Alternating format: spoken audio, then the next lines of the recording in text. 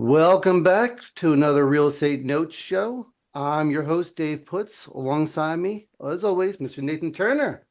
Hello, hello. How are you? Today we're talking about mobile homes. Before we get into mobile homes, it's been a few Yeah, weeks since we connected, right? It's it it's has. it's been a while. We're taking it slow in the summertime. So we'll make sure that how you been doing? How's life been this summer? It's good, good. So far, right now we're actually in Utah. My Oh, oldest daughter is starting school here in a month, and so we're down here helping her get set up, get settled into her. She doesn't actually move into her apartment for another few weeks, but getting everything else going, student ID, all that fun stuff, just getting that all set up. life, right? Life happens out of real Yeah, estate. And we made a post the other day regarding, how do you get your kids more involved? And someone made the comment, just time, right? Um, so it's cool to see this kind of going on. But I think for us, this is the whole point of living life, right? The idea of investing to make means to be able to do things with our family. yeah, absolutely. It's funny, a few weeks ago I was down in California and stopped by Matt Kelly's place Oh, and nice. we went out for lunch and had a great time and Matt Kelly in his way he said something about, I mean, we're hardly working. Yeah, And I'm like, man, isn't that the truth? Like and not to diminish what we do because there's certainly work involved, yeah, but you know, we're out there going out for lunch because we can. And it was yeah, just nice, yeah, and that's kind of what this has turned into. And again, not to diminish anything because there's certainly work. There are yeah, definitely headaches. There are things to deal with every day. But then absolutely. I also get to, take a week and a half off, go down to Utah to help my daughter get set up for school. That's amazing. And with life goes on, our kids are important, our family's important, and the people we connect with are important. So it's always good to kind of spend time with people. So I see Sydney on Mhm. Facebook commenting that she saw Matt over the weekend. That's awesome, right? Spend time and you become those who are not familiar with this space. This space is real small. We all become really close friends, even though we're not the same company. We're investing Mhm. differently. We're still friends and we get along really well. With that Even said, sometimes we're even competitors, but we're yes, still friends. yes, right. Um, with that said, though, what we realize that, investments can go and come and go and things happen. But I think for me, is learning off each other and bridging that gap of knowledge, right? And sometimes we have to check our ego at the door, which is difficult for a lot of us and really difficult for some of us, right? And because we think we've been in it for X period of time, we know a lot of stuff. And what sometimes we have to check at the door and say, okay, what do I not know? Or what do I not know Mhm. about this particular topic? Because that's a huge fashion, right? I've been seeing assets come through.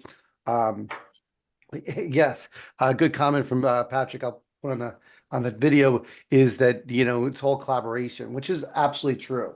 Mhm. Thanks, Pat. Patrick. So you know, I've been looking at a bunch of assets lately regarding some seller finance notes and some owner finance and helping them strategize. But it all comes back to leaning on those who I relate to closely to ask questions of, just get an idea of where we're at, where am I missing? What am I getting from it? So I think it's really cool that we have that. How has business been for you in regarding seeing assets, supply? Are you seeing any change in your inventory or what's coming on your, desk? Yeah, there's still quite a bit of deal flow out there. I am branching out and looking at different things. So a friend of ours that was on the call the other day with our private call, um, talking about hypothecation on some notes that he's creating, and I know you've dabbled in hypothecation. It's something Yeah, you're a little bit leery of at this point, but for me, for my structure, and Jay said it well, like it really comes down to how well do you know the person you're dealing with. true. And if I have that kind of confidence and trust in that person, that hypothecation model for me in the fund, it works really, really well. And so that's something we're exploring more as well. So Absolutely. And we'll talk after hours. I got some interesting stuff I want to try out and we'll talk after the show about it. But yeah, I yes, sent you an email the other day to another yeah. angle. Yeah. Interesting stuff. We'll Yeah. see. We'll bring it on the show when once we feel comfortable that it's something that we feel good about. We explore a lot of things, right? We explore a lot of people to bring on the show, but really be careful what we do because we want to make sure you guys get the best and greatest things we can possibly come up with, right, for the Right. show.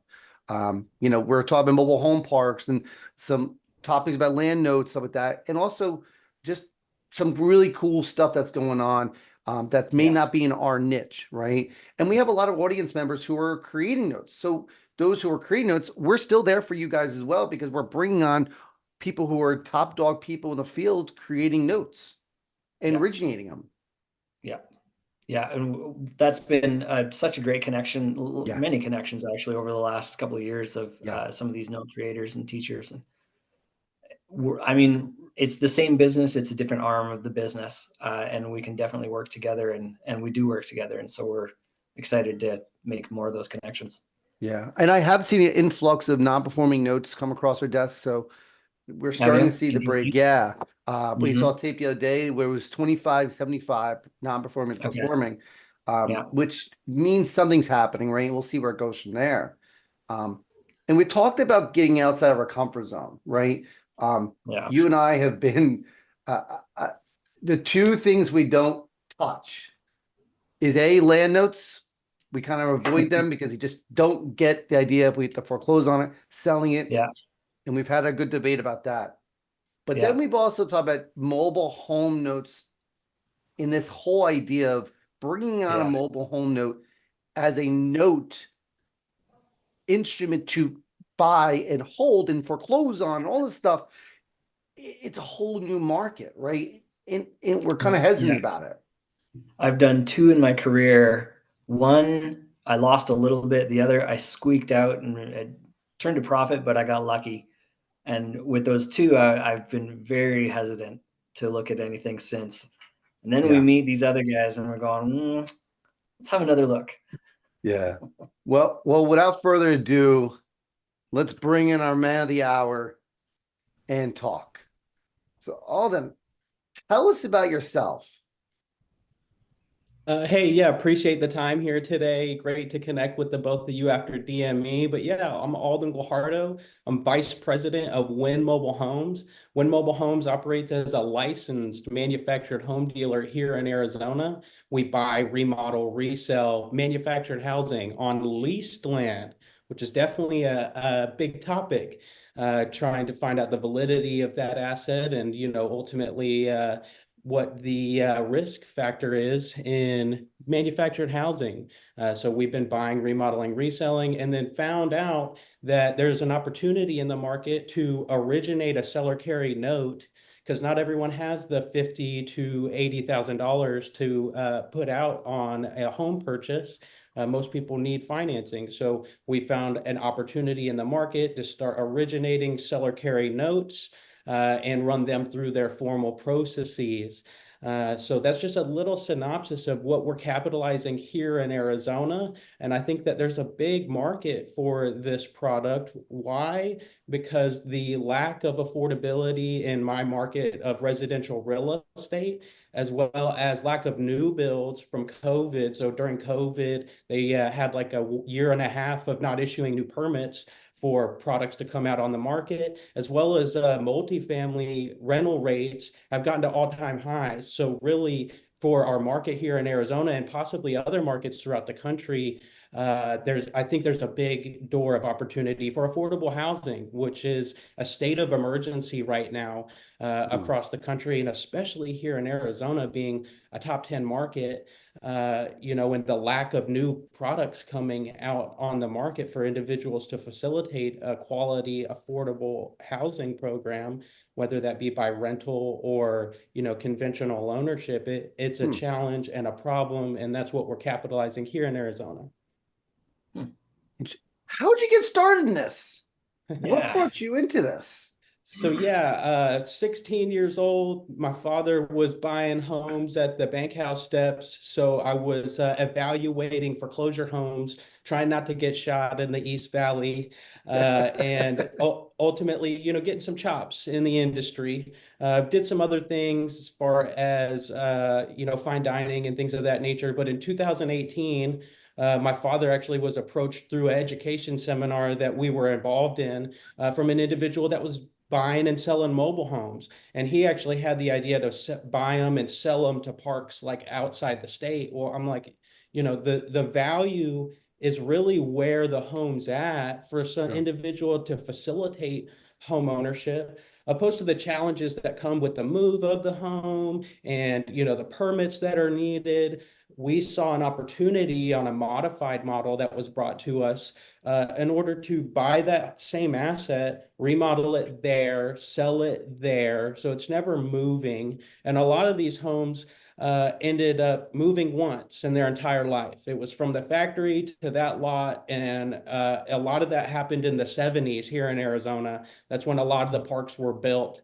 So they moved that one time to that park, and they sat there for 40 years. And we found this to be an opportunity to buy that dilapidated asset, where these mobile home parks don't really have the savviness to remodel them and reperform that product. They're a landlord. They're just looking to, collect their lot rent. Well, they found this, maybe 2 or 3 homes that come back in their portfolio, and they're like, man, it's trashed. To put in a new property is $100,000 plus setup plus transport. You lost 6 months of cash flow. It's a challenge. So we fit that need within this market of recash flowing these properties when we find them out on the market. And it's blossomed. It's extremely blossomed here locally in Arizona, because a lot of parks, like I said, don't have that savvy nature to Sure. remodel it or get raked over the coals by a contractor. All of that is to account for. So over the past couple of years, and where we started in 2018, we bought our first home, hired our first rehabber, and did some market testing. And through that testing here, we saw, at a cash price, people were purchasing around 30 to 40,000 homes that needed work still. Hmm. And that created an opportunity for us, because we knew that they wanted a nicer home, and they were willing to possibly even qualify for a higher purchase, but those products weren't really so much out on the market. So facilitating that need for more quality housing, they serviced AC units, new electrical, a quality home that they can live 15 to 20 years in, opposed to the connotation towards short-term ownership in mobile homes, where now we've found that within this market, it's more of a primary solid housing source for individuals, because the lack of affordability, as well as the people want pride of ownership. Sure. Who doesn't want to own their own home at the end of the day? And to fit that need in an affordable price point that's offered in a manufactured home on leased land, opposed to average purchase prices here in the valley are about $450,000. We'll do it to qualify for a $400,000 mortgage. You have to make $80,000 a year with no debt. Not many people can qualify for that, Absolutely. especially here in Arizona. So I'm So going on a let's, little bit of a rant. that's My okay. That's apologies. okay, my man. It's all good. So let's ask some good questions here to get some stuff. First off, let's define some things for those who may not know. What do you mean by what's manufactured home versus a mobile home? Absolutely. Yeah. So there is a definitive factor of manufactured date. So in 1977, I think it was August, they made building codes that were non-lead, non-lead paint, asbestos, faulty wiring, and updates in plumbing. So 1977 and before are considered mobile homes, Gotcha. from my understanding.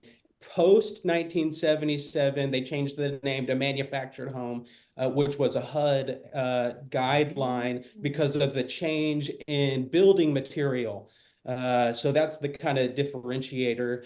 A lot of the times these mobile homes, really moved one time in their life, Hmm. from the factory to the lot. They may move, it's a possible to move another time, but oftentimes it's financially non-advantageous.